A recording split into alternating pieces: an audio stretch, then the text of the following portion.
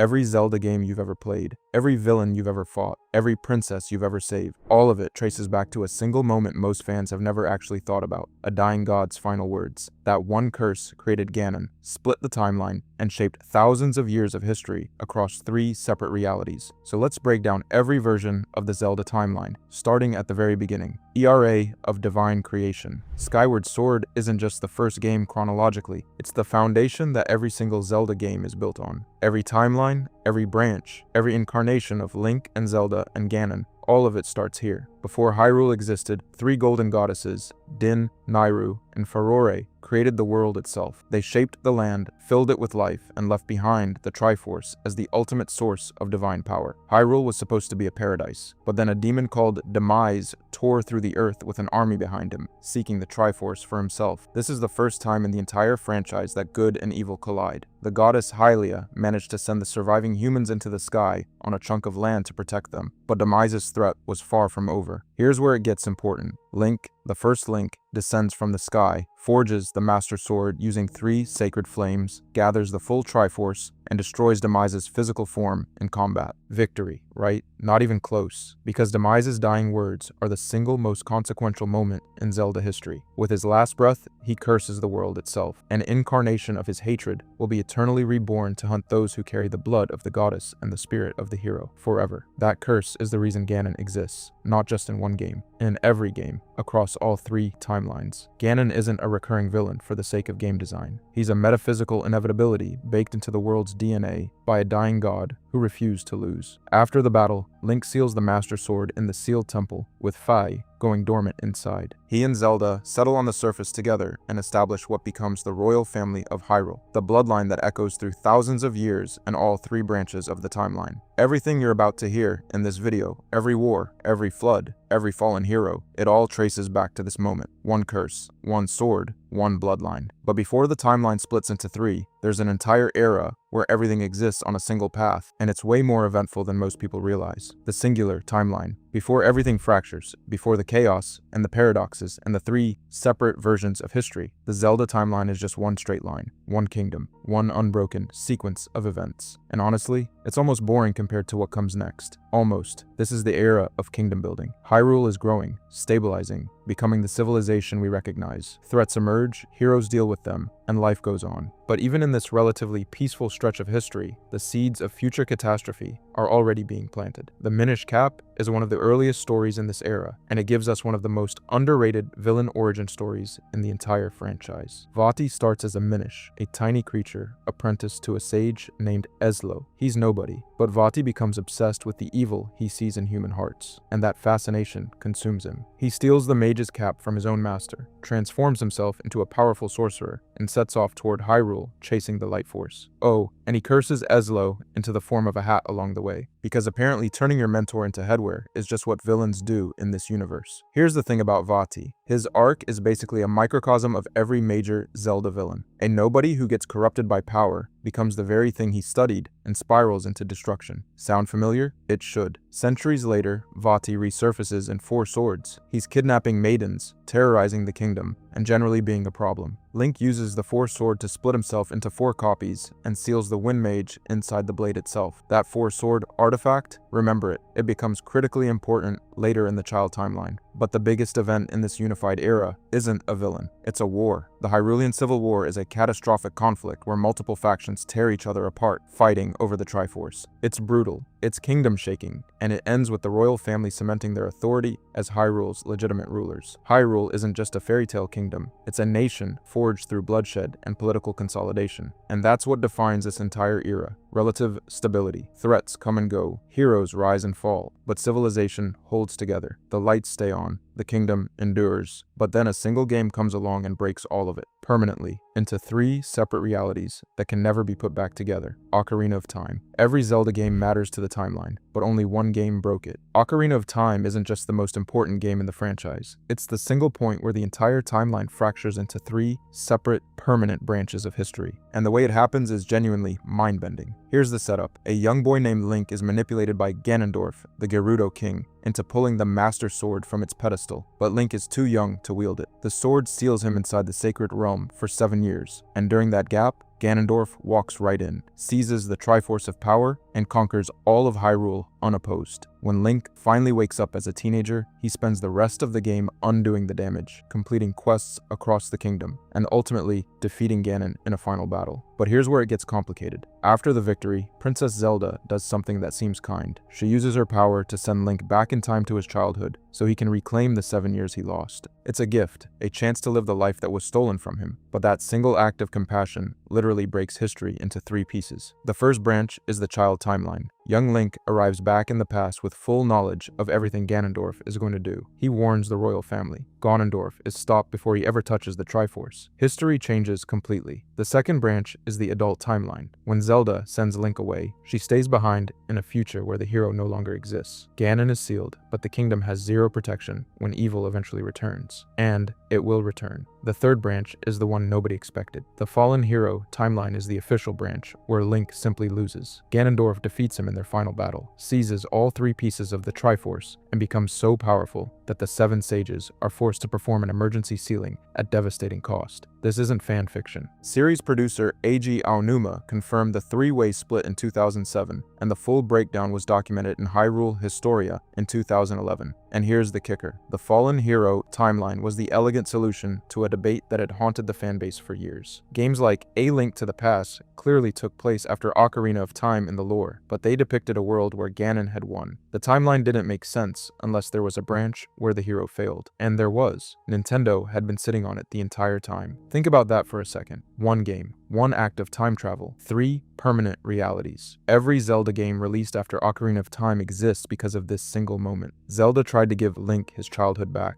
and she accidentally shattered the future of an entire civilization into 3 diverging paths. But the real question is what happens down each of those paths. Let's start with the one where Link comes home as a child, because it leads somewhere you wouldn't expect. The child timeline. Here's the thing about the child timeline. The entire point of it is that Link and Zelda outsmarted Ganondorf. Young Link goes back in time, warns Princess Zelda about Ganondorf's betrayal, and the King of Hyrule has the Gerudo King arrested before he can open the door of time. Crisis averted, Hyrule saved, except the Triforce of Power is already bound to Ganondorf. The ancient sages try to execute him, and it doesn't work. You literally cannot kill this man. So they banish him to the Twilight Realm, a parallel dimension of shadow and darkness, and seal the barrier behind him. Problem solved. Permanently, right? Not even close. But before the consequences of that decision come crashing down, Link has his own journey. Majora's Mask picks up immediately after Ocarina of Time, with young Link searching the Lost Woods for Navi. He gets ambushed by Skull Kid, a lonely forest spirit wearing a cursed mask, who steals the ocarina and drags Link into Termina. Termina is a parallel world where absolutely nothing is okay. The moon has a face. That face is screaming, and it's falling out of the sky in exactly 3 days. Link's only option is to use the ocarina to reset the 3-day cycle over and over, slowly unraveling the crisis and freeing the 4 giants who can stop the moon's descent. Every NPC has a schedule, a story, and a tragedy you can either fix or watch play out. Nobody talks about how emotionally devastating this game is for what's technically a side quest. Now fast forward hundreds of years. Twilight Princess. Remember Ganondorf rotting in the Twilight Realm? His influence bleeds through the dimensional barrier and empowers a usurper named Zant, who launches a full invasion of Hyrule. Entire regions get swallowed by shadow. A new Link, a descendant of the Hero of Time, gains the ability to transform into a wolf and teams up with Midna, the rightful Twilight Princess deposed by Zant. But here's where it gets dark. Zant isn't the real villain. He's a puppet. Ganondorf has been manipulating him from exile, engineering the entire invasion as a mechanism for his own return. The guy they banished centuries ago literally orchestrated a dimensional war from prison. Link kills him in a final confrontation,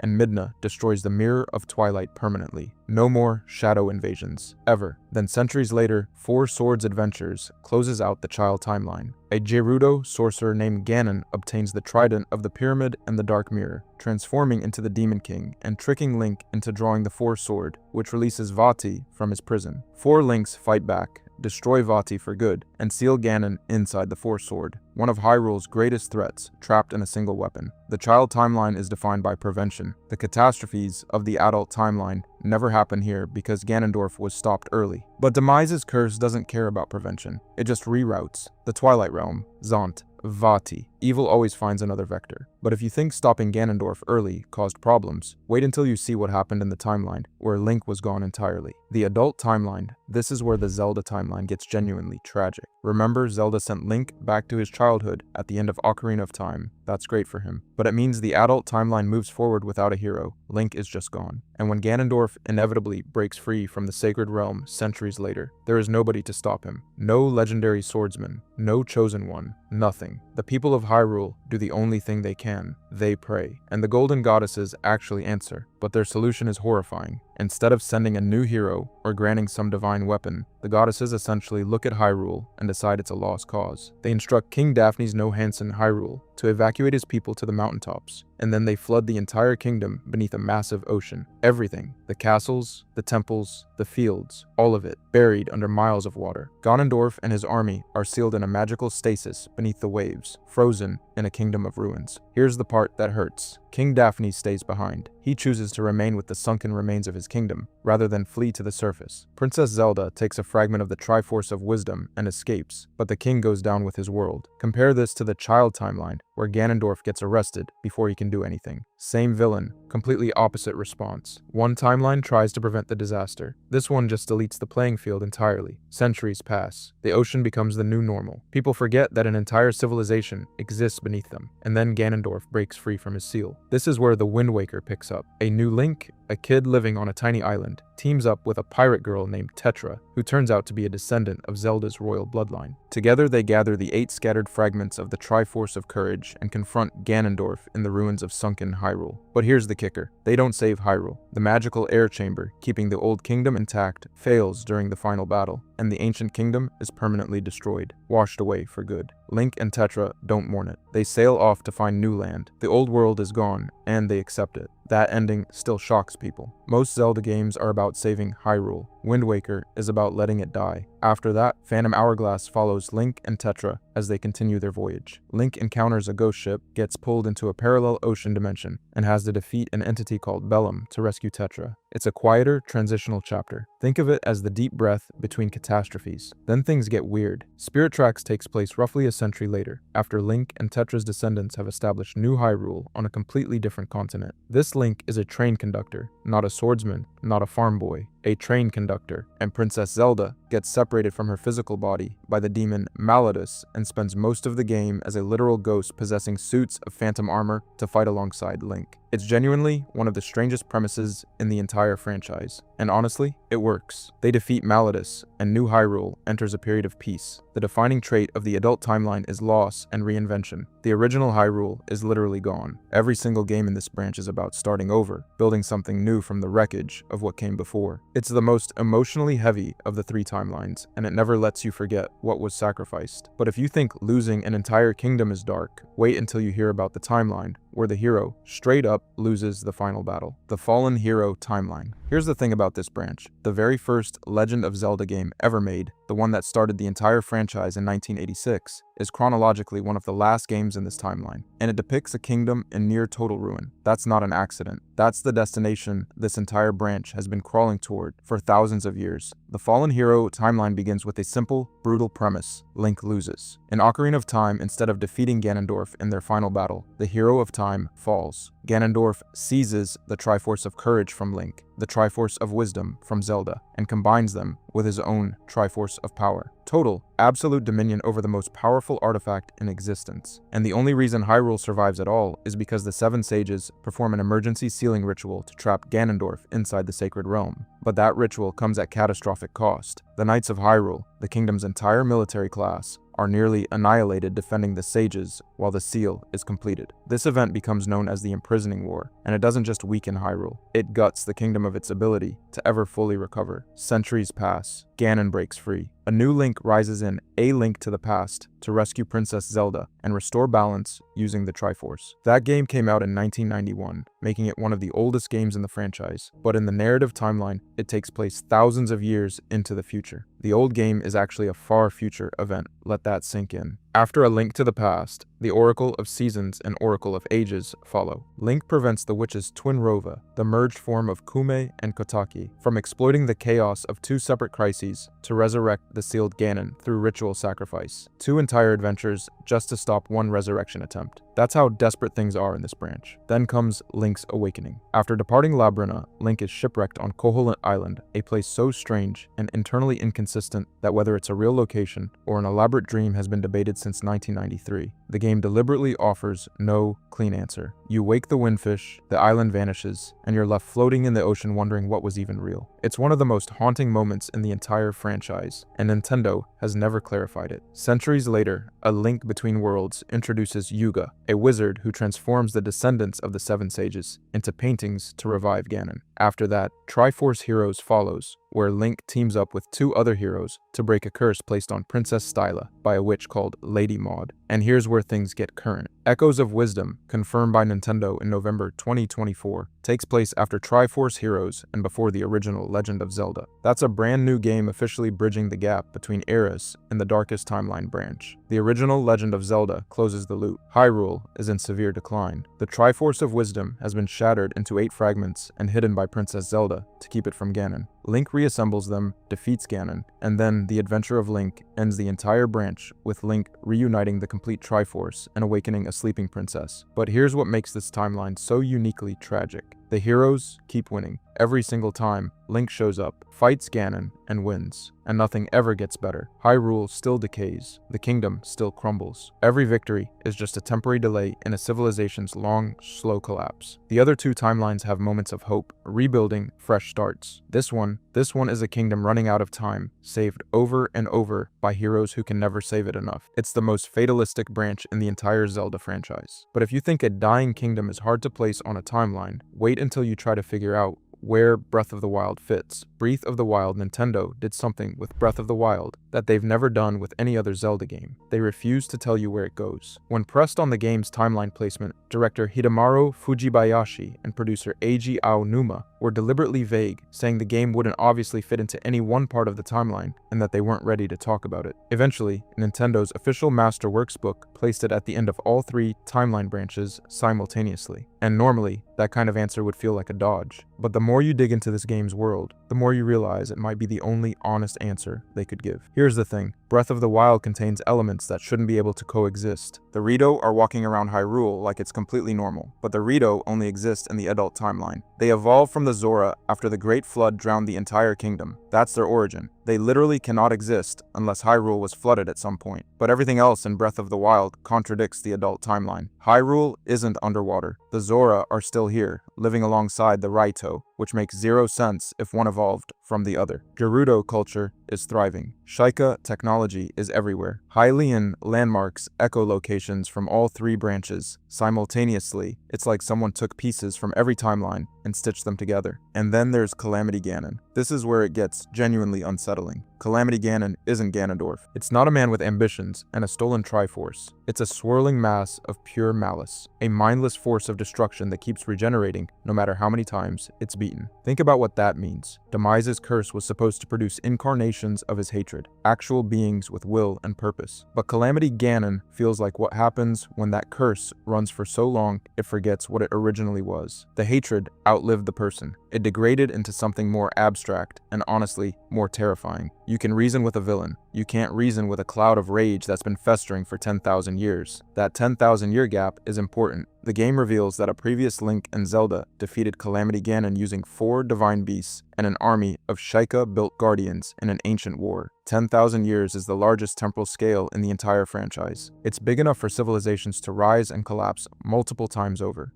Big enough for races from separate timelines to migrate, merge, and evolve beyond recognition. Big enough for history itself to become unreliable. And the history does feel unreliable. The Zora monuments scattered across the domain reference ancient princesses and heroes that echo events from Ocarina of Time, but the details are warped, almost mythologized beyond recognition. So are these accounts describing the same events we played through, or later events that simply mirror them? The answer changes everything about where this game sits, and nobody can prove it either way. 3 major fan theories have emerged. The first says Breath of the Wild exists at the end of all 3 timelines simultaneously, a convergence point where the branches eventually flow back together. The second argues it's a post-apocalyptic apocalyptic future set so far ahead that timeline distinctions have simply become irrelevant, erased by the sheer weight of passing millennia. The third places it in a liminal space between the branches, neither fully belonging to any single one. Nintendo has not endorsed or denied any of them, and that silence says more than any official statement ever could. They built a game where the timeline itself has become a mystery, and they want it to stay that way. But whether Breath of the Wild sits at the end of one timeline or all three, one thing remains constant across every branch, every era, and every incarnation of Link. The reason any of this keeps happening in the first place. Demise's curse. Here's the thing about Demise's final words in Skyward Sword. Everyone treats it like a villain's last-ditch spell, a desperate curse thrown out in the heat of defeat. But it's not a spell, it's a diagnosis. When Demise tells Link that an incarnation of his hatred will be eternally reborn to plague those who carry the blood of the goddess and the spirit of the hero, he's not casting magic. He's describing the architecture of the universe itself. Good and evil exist in permanent cosmic balance. Every generation's Link and Zelda inherit the burden of fighting the latest form of that malice, whether they signed up for it or not. And after everything we've covered today, you can see it playing out across every single branch. In the Fallen Hero timeline, Ganon returns repeatedly across centuries, despite being defeated and sealed dozens of times. The sages lock him away. He comes back. Link destroys him. He reforms. It never stops. In the Child timeline, Ganondorf's influence survives dimensional exile in the Twilight Realm and orchestrates an entire invasion of Hyrule centuries after his banishment. They didn't just beat him. They threw him into another dimension, and he still found a way. In the adult timeline, the gods literally flooded the entire world to stop him. They drowned a kingdom. And even after Ganondorf is destroyed at the end of Wind Waker, his essence eventually reconstitutes as Calamity Ganon, a formless malice so far removed from its origin that it has lost even the memory of being human. Let that sink in. Ganon has been running for so long that one of his future forms is just mindless hunger. No plan, no ambition, no personality, just hatred with nowhere to go. No victory is permanent. Every win buys time. The sages seal Ganon. He comes back. Link defeats Ganondorf. He returns in another form. The gods flood the world. The curse finds another vessel. This isn't a writing flaw. It's the point. Some fans argue this makes every heroic victory hollow. You're not saving the world. You're delaying the next disaster. But others argue the exact opposite, and honestly, they might have the stronger case. The courage to fight an enemy you know will return is a more honest form of valor than fighting something you believe can be permanently destroyed. Knowing the cycle continues and picking up the sword anyway. That's not futility. That's the definition of courage. The curse also explains every recurring structural element in the series. The Triforce, the Master Sword, the cycles of reincarnation. These aren't nostalgic callbacks Nintendo keeps recycling for brand recognition. They're survival mechanisms, institutional and genetic responses to an enemy that cannot be permanently eliminated. Hyrule doesn't keep producing heroes by accident. It produces them because it has to. Tears of the Kingdom deepens this even further. Zelda learns that her royal ancestors were born from a union with gods who descended from the heavens, directly tying contemporary Hyrulean royalty to Hylia's divine bloodline from Skyward Sword. The curse isn't running quietly in the background. It's structural. It shaped the bloodlines, the weapons, the institutions, and the geography of the entire world. Demise's curse isn't a plot device. It is the series. Every timeline, every branch, every hero who picks up that sword and walks into the darkness, knowing full well what's waiting for them. That's what The Legend of Zelda has always been about. If you enjoyed this video and want to see more, click the video on the screen now.